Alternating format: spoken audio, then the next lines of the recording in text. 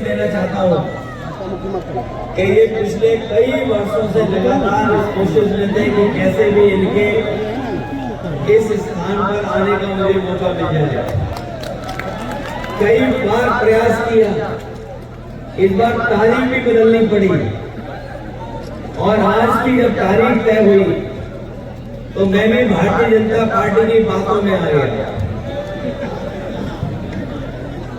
और भारतीय जनता पार्टी की बातों में इसलिए मैं आ गया, जो लोग थोड़ी बहुत जानकारी रखते होंगे और अखबार पढ़ते होंगे वो जानते होंगे, इनके बड़े बड़े नेताओं ने ये कहा कि भविष्य में लखनऊ से कानपुर आने में केवल 45 मिनट लगेंगे।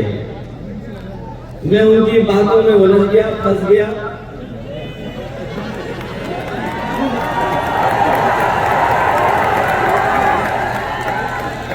ये विधायक लोग जानते होंगे, कानपुर का कोई है? अमिताभ वाजपेयी जी भी जानते होंगे। ये बीजेपी वाले कितने मिनट में ला रहे थे लखनऊ से कानपुर? 45 मिनट में। तो इसीलिए मैं थोड़ा लेट हो गया हूँ। मैंने कहा 45 मिनट में पहुंच सकते हैं तो लाखन जी के विद्यालय में हम और जल्दी पहुंच जाएंगे। लेकिन भारतीय जनता पार्टी की बात में आकर के हम लोग 2.5-3 घंटा लेट हो गए। उनकी बातों में तो नहीं आ रहे आप लोग, और इसलिए आप बातों में नहीं आए क्योंकि आपने यहाँ से नारायण दास अग्रवाल जी को और हमारी पार्टी के इटावा के और फतेहपुर के एमपी आप लोगों ने जिता करके लोकसभा में भेज दिया। अभी जब मैं भाषण सुन रहा था, हमारे सांसद जी कह रहे थे कि बिहार का यूपी में ना हो जाए। हमारे सांसद जी ये कह रहे थे कि कहीं बिहार में जो हुआ है वो यूपी में ना हो जाए। मैं अपने साथियों से कहना चाहता हूं कि ये सही बात है कि बिहार में उन्होंने एसआईआर कर करके टेस्टिंग की है, एसआईआर होकर के, और उनका असली मकसद है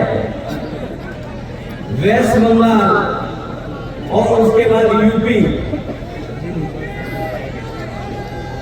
बिहार में टेस्ट किया उन्होंने, असली लक्ष्य वेस्ट बंगाल और फिर यूपी। अभी यूपी में समय है, लेकिन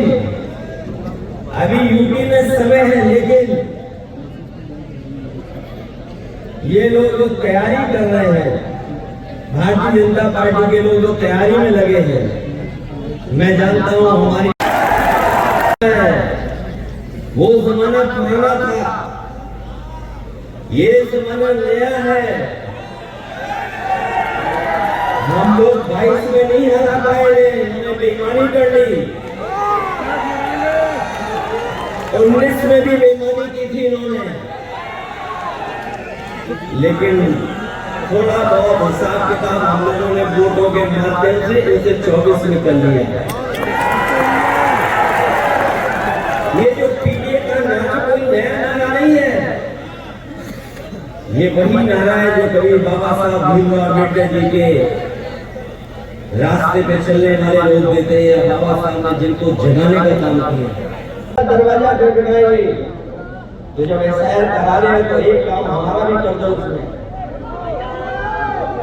मैंने कहा कि जब हर घर जाएंगे बीएलओ, सरकारी अधिकारी लगातार मॉनिटर कर रहे हैं, लगातार जानकारी हासिल कर रहे हैं, तो मैंने कहा कि जब इतनी बड़ी एसआईआर एक्सरसाइज होने जा रही है तो एक एक्सरसाइज और कर दो कि जहां वोट बनवाने का काम चल रहा है, लोगों का वोट बने, वही हमारी जाति भी गिरो उसके संगठन है। वो देखा होगा आपने, उसको दोबारा नहीं बोला उन्होंने। एक बार उन्होंने क्या कहा कि गांधी जी के 3 बंदर, हमें तो समझ में नहीं आया। हमने कहा कि उन्हें टोली में बैठा दो तो पहचान लेना कौन कहाँ बैठा हुआ है।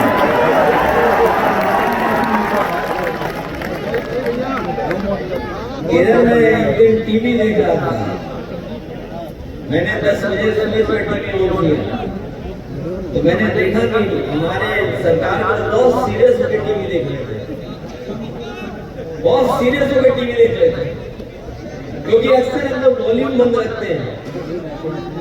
तो थोड़ी देर बाद मैंने उसका वॉल्यूम बढ़ाया थोड़ा सा, और जैसे ही वॉल्यूम बढ़ाया तो पता लगा वो अंग्रेजी में बोला जा रहा था, वो सुन रहे थे, तो सीरियस होकर के।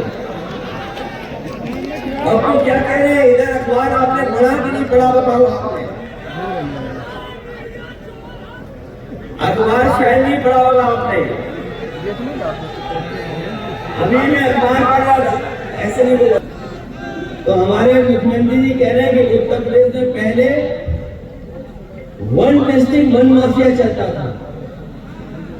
बताओ कौन बोल रहा था ये नाम?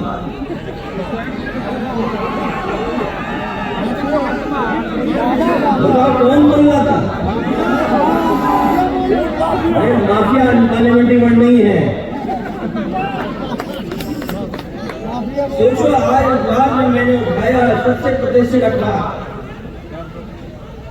सबसे प्रतिष्ठित अखबार, और आपको भी पढ़ना अखबार आज की। सरकार क्या कह रही है कि पहले एक डिस्ट्रिक्ट 1 माफिया चलता था, और बताओ कौन बोल रहा था? जो प्रदेश के सबसे बड़े माफिया हैं। भाजपा माफिया परजीवी है, याद रखना। और भाजपा किसी मुख्यमंत्री अपने केस वापस नहीं लिए होंगे। और ये जो बात मैं कह रहा हूं, ये सुना है कि किसी मैगजीन में भी ये बात निकल चुकी है। तो भाजपा माफिया परजीवी है, ये इनकाउंटर माफिया है, और ये कफ सिरप माफिया भी है, नीट माफिया भी है, और पेपर आउट माफिया भी है, और स्क्रैप माफिया जैसे माफियाओं के नए लेटेस्ट वर्जन भी आ गए हैं। स्क्रैप माफिया, पत्रकार समझ गए कि नहीं समझे? स्क्रैप माफिया न्यू वर्जन है, ये माफियाओं का न्यू वर्जन है। तो कौन कौन से माफिया है? Fake encounter mafia, cough syrup mafia, NEET mafia, paper out mafia, और नए हैं स्क्रैप माफिया।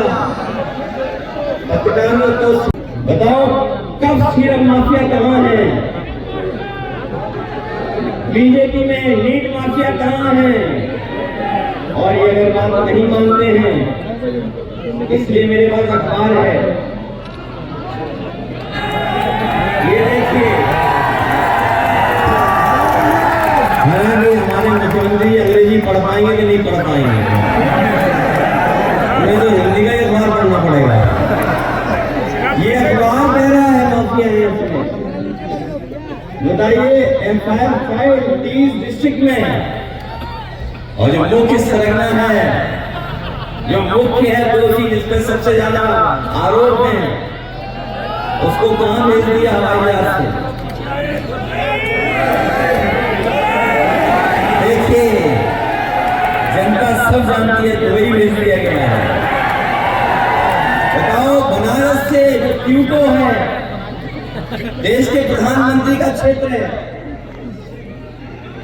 प्रधानमंत्री के क्षेत्र से भाग गया, और एक ऐसा कफ सिरप वाला जिसने नराने कितने बच्चों की जान ली।